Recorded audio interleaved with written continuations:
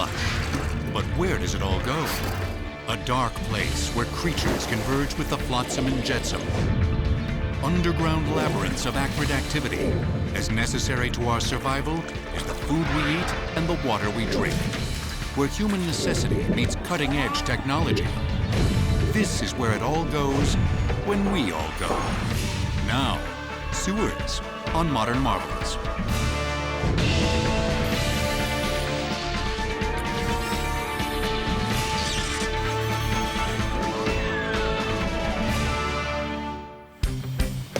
Meet Eric Teal. Eric is going diving, but he won't be seeing any exotic fish or sunken treasure. Eric is a sewer diver. Eric will lower himself into the muck to perform vital inspections and repairs inside a sewer tunnel. To insulate him from hazardous gases and materials, he dons a protective suit. Well, the equipment that we use in our sewer inspection work is a full dry suit that is a heavy-duty, high-density polyethylene suit. It's puncture resistant. They're fairly thick. They're chemical resistant. Now, they can be used in all different types of applications, including sewers, open water dives, tail races on dams and power plants, both fossil fuel and nuclear as well. We use insulating garments in the cold weather dives. We've got the full face mask that has the underwater communications built in, as well as the surface air supply. And that forms the basis of the personal protection equipment that we use when we go in the sewers.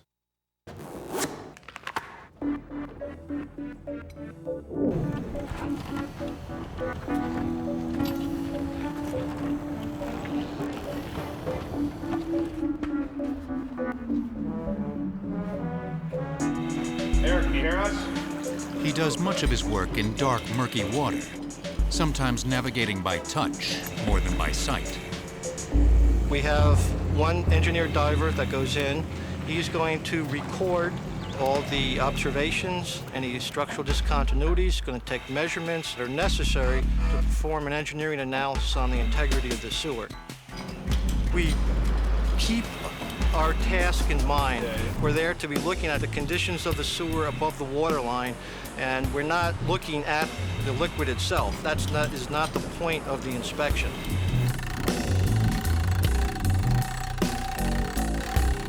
For obvious reasons, the preferred way to conduct such business is from as far away as possible.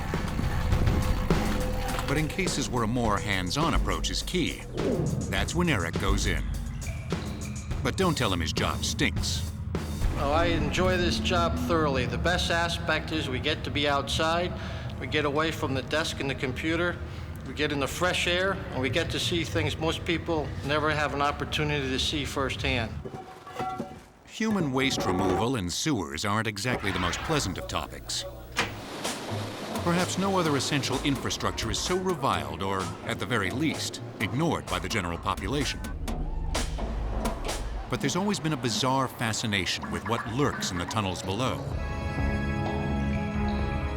Mythicized in film and literature with tales of romance, monsters, and mayhem, sewers have always captured our imaginations and fears.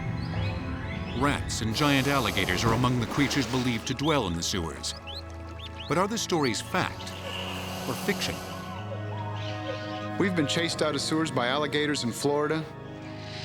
A crocodile was found in the network in a sewer about 30 years ago. And 10 years ago, this animal was still alive.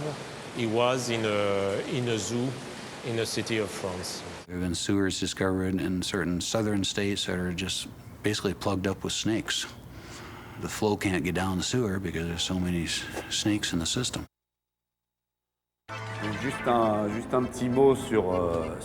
Just a quick word on the animal we find in great numbers in the sewers, the common rat. It's estimated that in the sewer there are 2 rats for every Parisian on the surface. We learn to love them. They take part in the work. They eliminate residues in the sewers. They consume whatever is consumable to them. They are also part of the security system.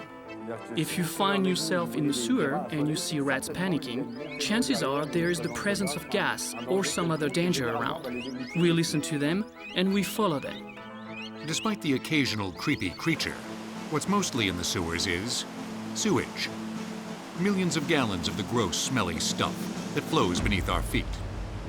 But the earliest sewers, built over 5,000 years ago, were primarily intended to carry stormwater out of the streets to prevent flooding. Washing human waste away as well was just a happy byproduct. Historians believe that the first sewers were probably created by the Indus River societies, and which is modern-day Pakistan. One city that comes to mind is Mohenjo-Daro, and this was about 3,500 years BCE. Learning from those who came before them, the ancient Romans employed elaborate drainage systems for storm and wastewater carriage. Around 800 BC, the industrious Romans built public latrines that often used water recycled from the adjacent public baths to move human waste. Built on a slant to make use of the natural force of gravity, miles of stone sewer drains carried the waste toward a main drain, which emptied into the Tiber River. This forward thinking could have been the start of something great. But by the 4th century, sanitation took a tremendous leap backwards into the Dark Ages. After the Roman Empire fell, people forgot about infrastructure, forgot about public works. It was more an age of survival, and if you lived in those times, you probably had a chance of living to 30, 35 years of age, and not much beyond. And the reason for your death would not have been war, but it would have been plagues and sickness that would have caused the deaths. One of the areas hardest hit by disease was Paris, France. Built on the ruins of the Roman city of Lutetia around the year 360. Long before it was the city of light, Paris was a city of blight. The early sanitation system was hardly a system at all. So the Parisians essentially dealt with garbage by using a process called tout à la rue, which basically means that they were discarding everything by throwing it out the window. Generally, they would call out gare à l'eau as a warning, and essentially then throw it out onto the streets. Now, the streets themselves were not paved, which means that all of the refuse would essentially mix with the mud and turn into a rather bad-smelling edible muck that was consumed by dogs, pigs occasionally as well. Wastewater, storm water, all the waters went to the street, and they stayed in the street. If the slope was enough, this water flowed to the Seine River. In the late 1200s, to combat the foul odors and nuisance of street refuse, some roads were paved and had a gully for wastes running down the middle. But less sewage in the street meant more sewage washing directly into the Seine, the source of the city's drinking water.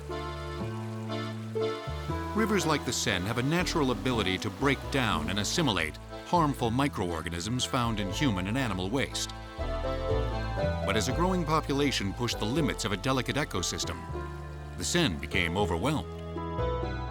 Parisians consumed the infested water, disease spread, and many thousands died. Engineers looked to a potential solution to the city's sanitation needs: cesspools. Cesspools are essentially like septic tanks. They are meant to hold human sewage. Cesspools were mandated in 1539 as a response to the plagues that were essentially sweeping through town. A cylindrical pit, several feet in diameter and several feet deep, was dug in the ground. The inner wall would be lined with stones.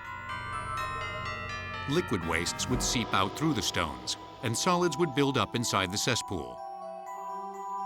While there was some breakdown of the solids, if not cleaned regularly, the excreta would overflow into the streets, and ultimately end up in the river just the same. After several malodorous years, French authorities established the Night Soil Program, an early foray into waste removal and recycling. Finally, the offensive material that collected in cesspools would be put to good use. In the 1650s, it was decided that all of this untapped resource would essentially be transformed into what was called night soil. They would produce fertilizer by essentially composting the human sewage and also creating saltpeter, which was used in the manufacture of gunpowder. When plumbing arrived on the scene in the 1700s, it was intended less for sanitation and more for beautification. Public fountains overflowed with water. People saw them as good places to quench their thirst and relieve themselves. Right now we're in front of the Fontaine de Saint-Innocent. This was one of the principal water supplies for central Paris.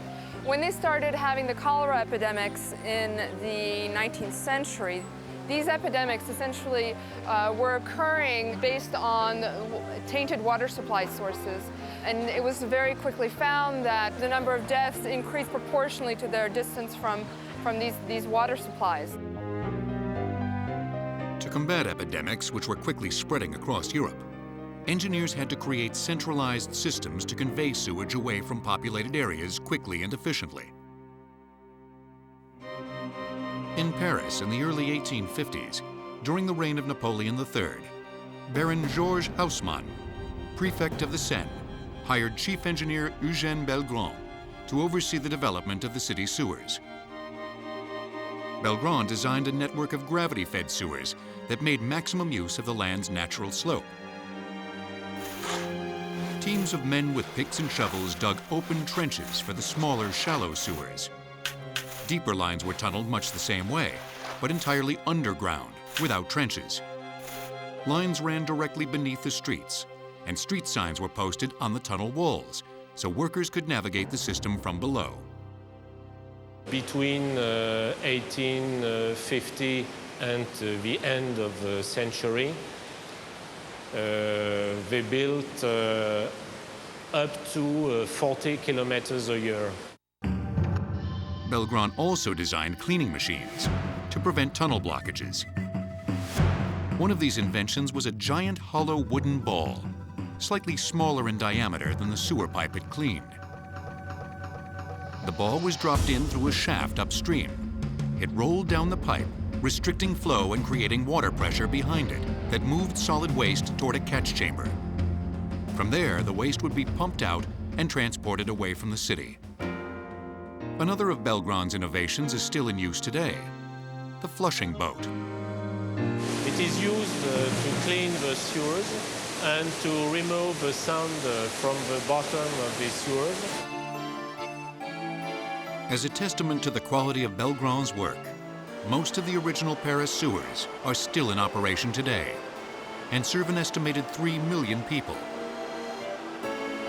And while they may not rank with the more notable attractions, tours of the Paris sewers have always drawn curious visitors. À cet endroit, vous avez appelé type 1 qui sert. Et les équipes sont prévenues qu'il y a un danger stocké dans des bassins de... But the early Parisians and other Europeans who made their way to the New World quickly found that issues of public sanitation would follow. Across the Atlantic, it was going to be a real case of engineering mind over organic matter. If laid end to end, the tunnels of the Paris sewer system would stretch all the way to Istanbul, over 1,300 miles.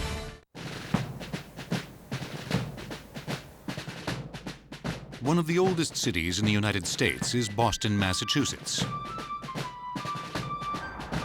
Here, the contributions of our founding fathers are still evident today. This is true even underground, where about 70% of the original sewers remain in service. This is the original brickwork dating back to the 1880s. As you can see, it's still in really good shape. It's a testament to the work that they did back then. It's built on a rock foundation. As it gets towards the bottom, it's rounded off. That gives a nice smooth path for the flow to be carried in and minimizes the amount of sediment buildup in the pipe. Present-day Boston is a far cry from the way it started out, geographically speaking.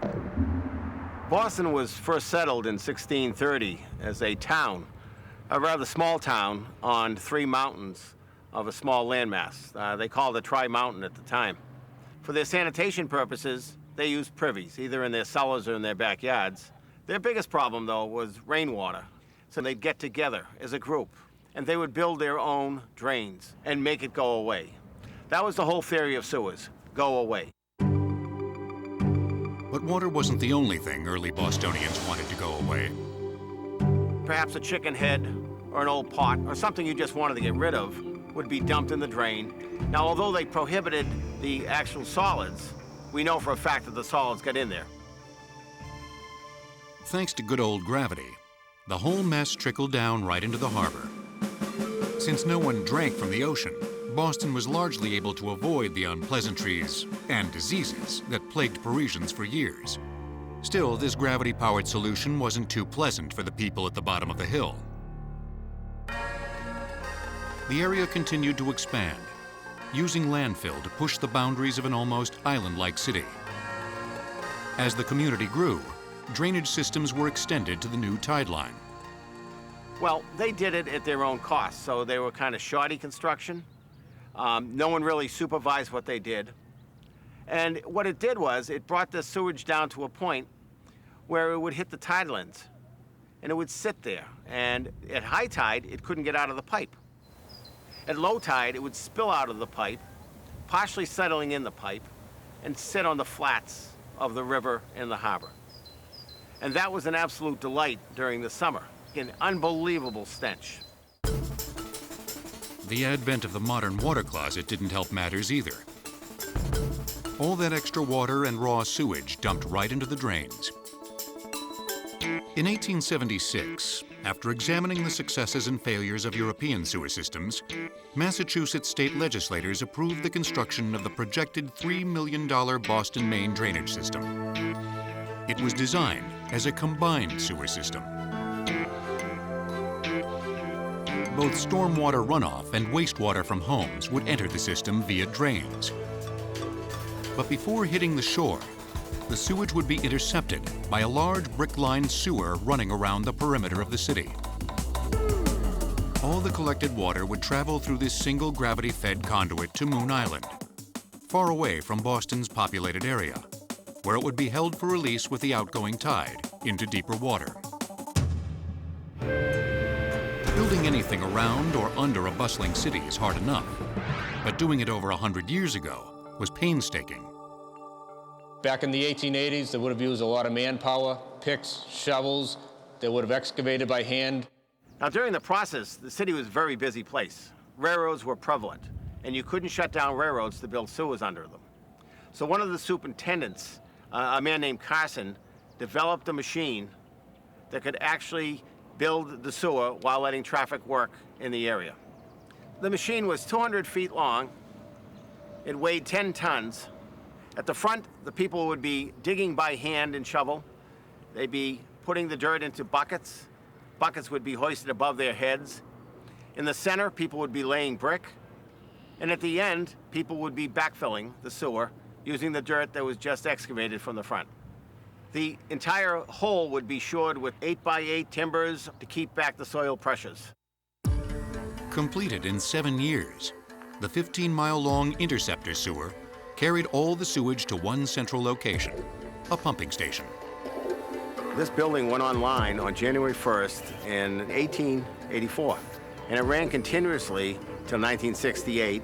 The function of the building was to simply lift the sewage that had come here from downtown Boston, lift it up 35 feet, and then it would dump it into deposit sewers on its way to Moon Island. To get to Moon Island, the sewage had to travel over 7,000 feet through an underwater tunnel under Dorchester Bay.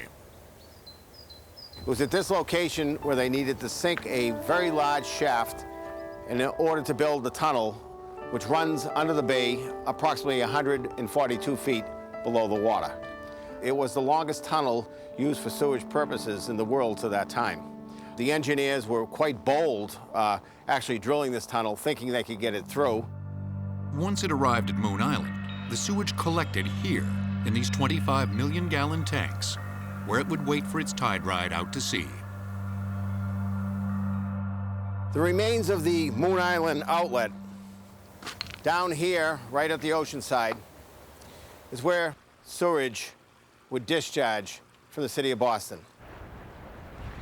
This is a great example of the three-course brick built in the 1870s and 1880s. While most of the major cities were dealing with overcrowding and pollution issues, Boston stepped forward with its Board of Health and City Council and decided to build a modern intercepting system. It was the best system that could completely drain by gravity to one pump station, and it had the largest tunnel built to supply the works. So it was the first modern sewer system in America. Today, a geographically small, densely populated city like Boston takes care of its sewer needs efficiently and effectively. But across the continent, a city of ever-expanding urban sprawl must keep pace with the growing demands of its residents. In 1857, there were 6,500 water closets in Boston. By 1885, there were over 100,000.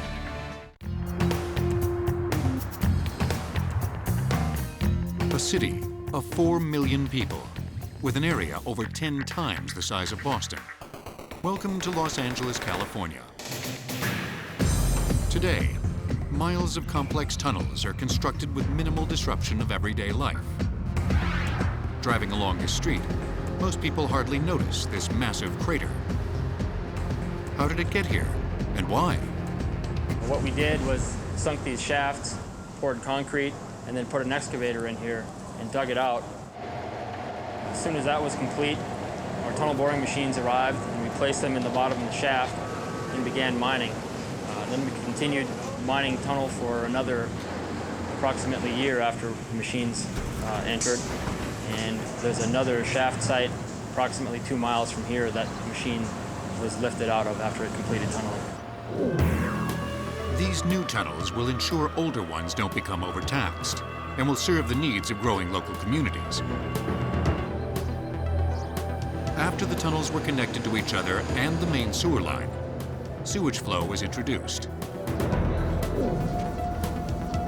But before workers sealed them off from human visitors forever, we had one final look inside. We're currently located at the bottom of a tunnel shaft, and this is one of the access points for our sewer tunnel.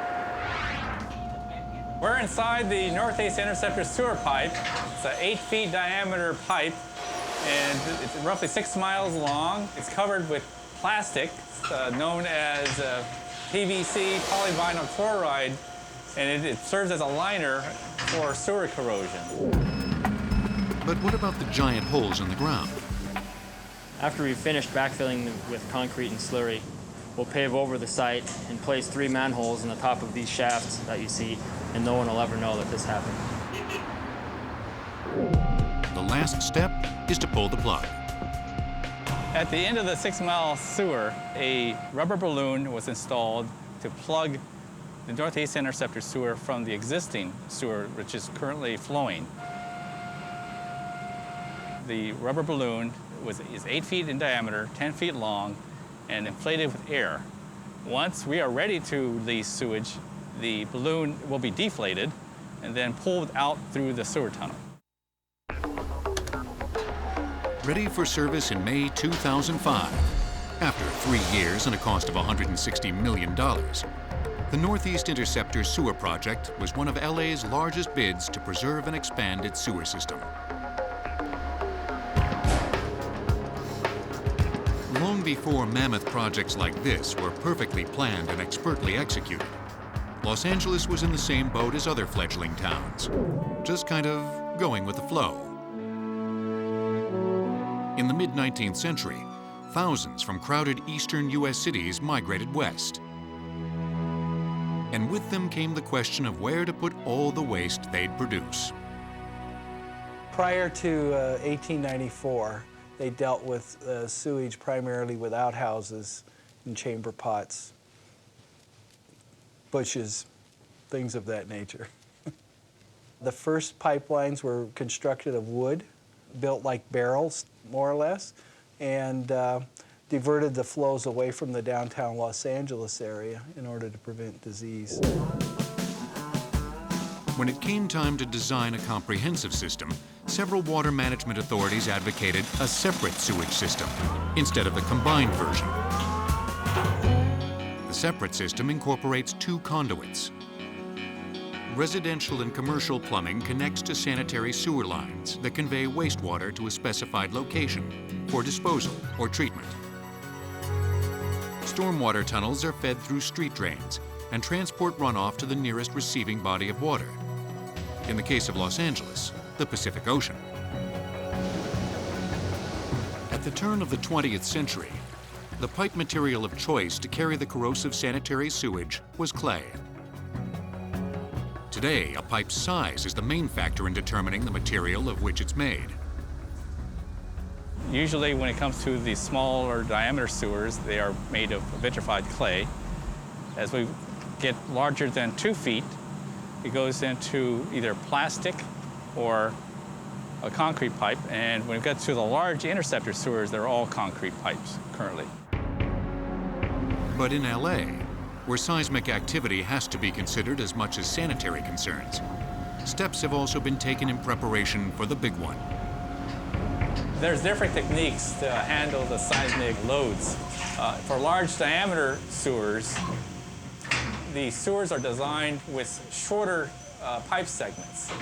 And the joints are also designed to be flexible. So if there was an earthquake, the sewer could move sideways or up and down slightly from side to side. LA City engineers have pulled out all the stops to ensure the safe, uninterrupted passage of sewage to its ultimate destination. A place where sophisticated technologies are used to give human waste the treatment it deserves.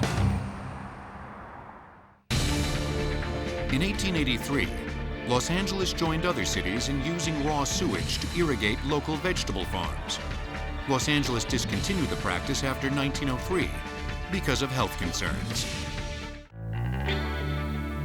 At first glance, this beautifully landscaped, colorful collection of architecture situated on 144 acres of prime beachfront real estate looks like a business park or college campus. Wrong. It's the Hyperion Sewage Treatment Plant in Los Angeles. Sanitary sewage travels a long way to get here, with a little help from basic physics. Local sewers from the area in this metropolitan downtown East LA area will feed into these lines, which will drop down to the main sewer structure. The main trunk line comes from the north part of the San Fernando Valley. These connections that go to local areas like Lincoln Heights and areas towards Dodger Stadium, and extends all the way down gravity-fed and will wind up at the Hyperion Treatment Plant near the LAX airport. It's surprisingly clean, with hardly a human to be seen. What happens here protects our health and the environment, and converts human excrement into fertilizer and fuel. Most of the processes employed come courtesy of Mother Nature, but the technology used to harness this energy is a relatively recent development. In Los Angeles from 1894 until 1925, completely raw sewage was discharged a mere 600 feet offshore into Santa Monica Bay. Dumping raw sewage into the ocean in the early years didn't affect anything. Very few people lived along the coast. As more and more people moved west and into the coastal areas, they became more and more affected by the pollution that was occurring along this area of the coast. They were affected by floatables, things that floated to the surface and washed onto the beach, bacteria and disease in some cases. Local ocean swimmers began raising objections to the raw sewage in their bathing waters. In 1925, the city began operating the first treatment facility at the Hyperion site. It was a simple screening plant that removed debris. The filtered water was carried out to sea through a 7-foot diameter, 1-mile ocean outfall pipeline that leaked very badly. So much so that by the 1940s, the State Board of Health had quarantined 10 miles of nearby beach. It was clear that more would have to be done. Hyperion's original facilities here were designed in the early 40s. World War II stopped the construction here for a period of time. In 1950, when it started up and came online, it was the most advanced treatment plant in the world at that time, providing both primary and secondary treatment to sewage. But the Hyperion treatment plant couldn't keep up with an ever-expanding Los Angeles. So in the early 1980s, it embarked on a massive modernization effort that was completed in 1998. Given the scope, cost, and success of the endeavor, it's widely considered to be one of the leading public works projects of the 20th century. You're standing at the Hyperion treatment plant, which is the city's largest treatment plant. Approximately 300,000 gallons a minute enter this plant. Every minute, 24 hours a day, 7 days a week. The first order of business is to remove debris. This is called the Headworks building. It's where the sewage enters the treatment plant for the first time to be processed. And its coarse screening takes place here, where we remove larger items, bricks, bottles, or anything else that happens to get into the sewer. If you can get it through a maintenance hole in the street, it'll end up here. The material is collected in this trough, ground up, and compressed to remove excess water.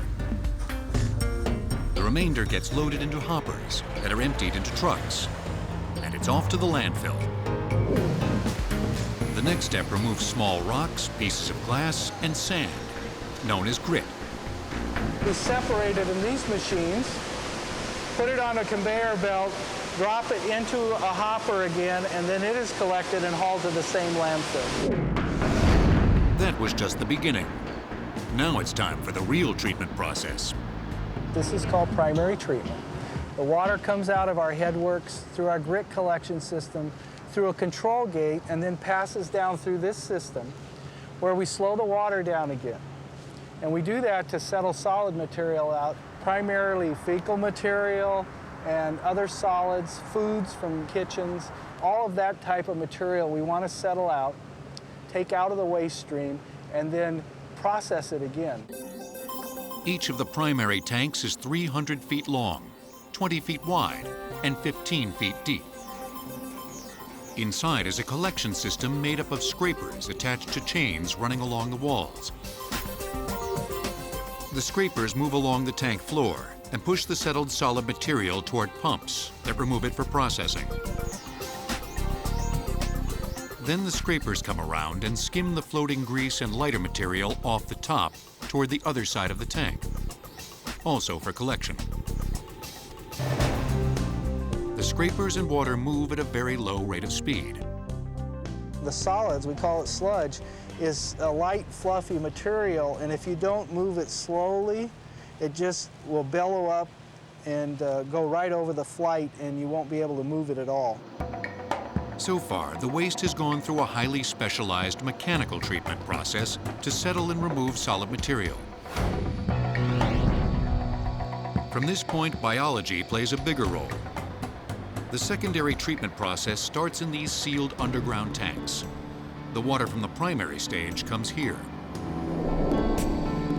This bacterial culture is introduced, mixed with oxygen, and consumes most of the remaining organic material. Once the little critters have had their dinner, it's their turn to be taken out of the mix. And what we do here is we settle the solid material out that's remaining and the biomass that consumed that sewage. After all the processing, we've removed 98% of the material that entered this treatment plant and the sewer systems. This is not drinking water standards, but it is treated to a level that we can discharge it safely into the ocean. For all of the technology involved in the process, the end result can sometimes be gauged by a simple observation. It's a good indicator of your treatment process. If you have poor treatment, the seagulls won't go near the water. This is the effluent pumping plant. This is the final stop for the liquid that we've treated in this treatment plant. It comes here, it goes through these pumps, and it's discharged 5 miles out into the ocean. But this facility does far more than clean sewage and send it on its way. Resource recycling programs make modern treatment plants like Hyperion true vanguards. Remember the solids that were collected from the primary and secondary phases? They're pumped into these digesters, where another bacterial culture is introduced, this time in a completely airless environment, heated to 128 degrees Fahrenheit.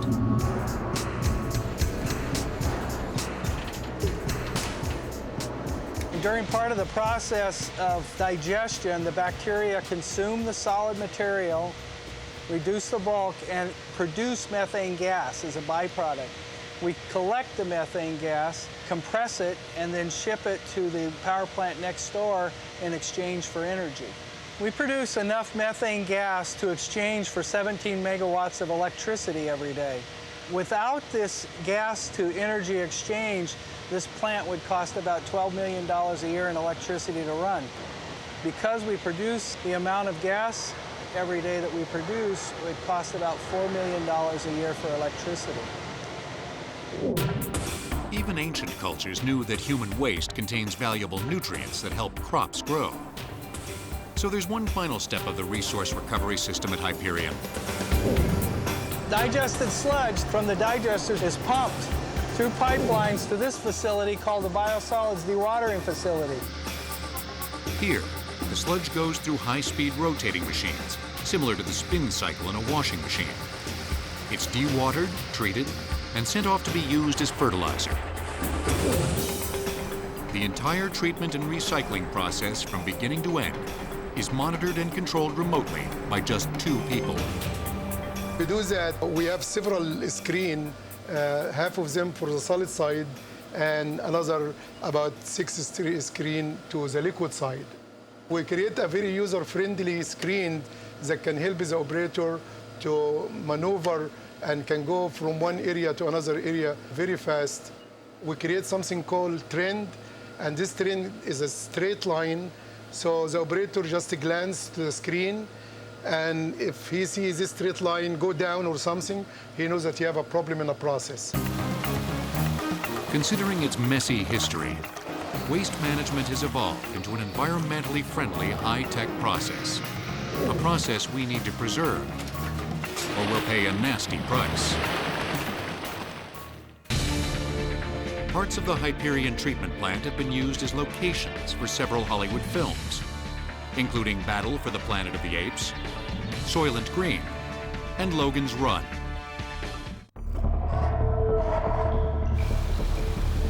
Even the best-built sewers will break down over time. Strong acids and abrasive debris cause sewers to deteriorate. Breaches can lead to leaks. Leaks can lead to broken pipes, and broken pipes can lead to big trouble. Maintenance and rehabilitation are key, and usually start at the portal to the underground, the manhole. Manhole covers originated in Mohenjo-Daro about 3,500 years BCE, because even then they knew they were going to have to get into that sewer to clean it. From there it evolved over time. Man has realized no matter what sewer they built, the Romans, the Parisians, in London, they had access points into their sewers.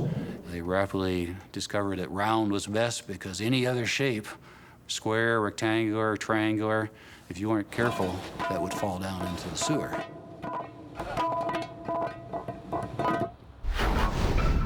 To prevent catastrophic blockages, ruptures, and overflows, various technologies are used. While the personal expertise of sewer diver Eric Thiel is very valuable to the industry, robots now inspect thousands of miles of sewers that are inaccessible or too dangerous for humans. Also known as Responder, this remotely operated vehicle is mostly made of stainless steel and sheet metal, features rubber molded treads along 38-inch tracks, stands 18 inches high, and weighs about 500 pounds. Similar to the Mars rover, predecessors of this sewer-dwelling machine have been used to inspect and take samples from Chernobyl and 3 Mile Island. So you know the little guy's tough.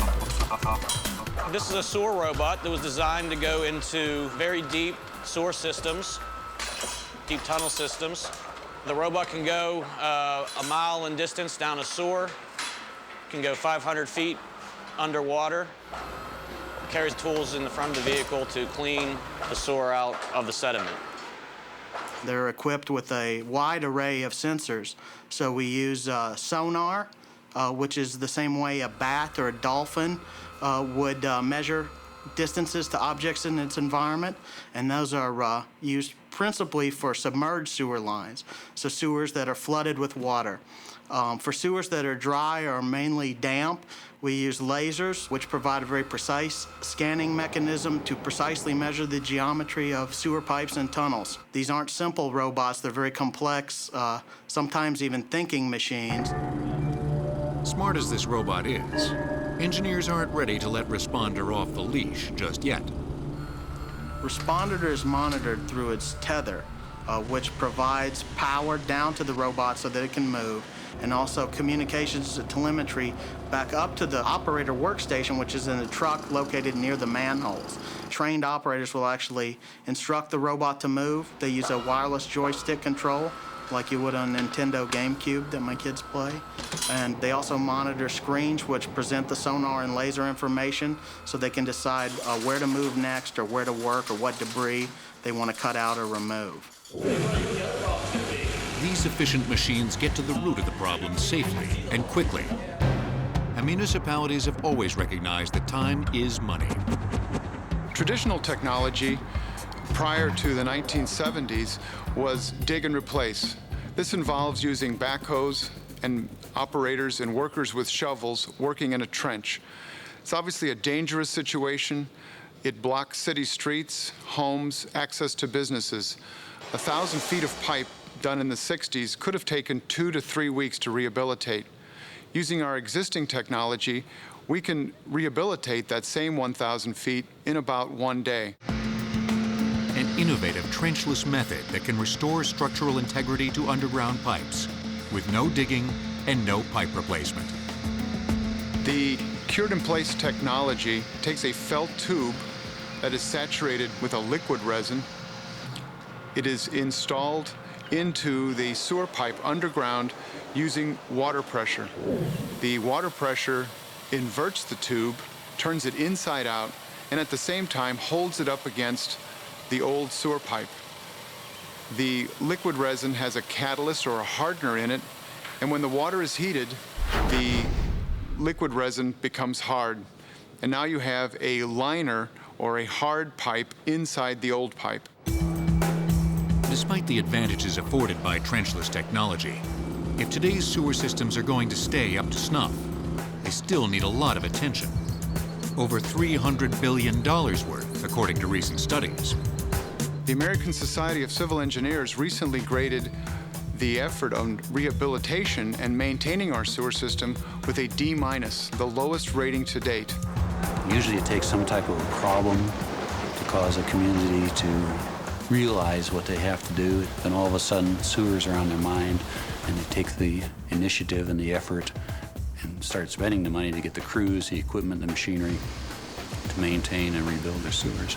There's tens of thousands of miles of this sewer systems out there that need work, and they need work soon, or they may stop functioning. And while we prefer to just flush and forget, we'd better remember how much sewer systems have evolved and how vital they are to our continued health and comfort. Imagine the alternative.